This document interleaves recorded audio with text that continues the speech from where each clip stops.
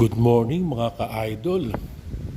Tara, mag-breakfast tayo ng pandesal, kape, keso at itong na-miss ko. Ngayon pa lang ako uli magpapanlaman nito.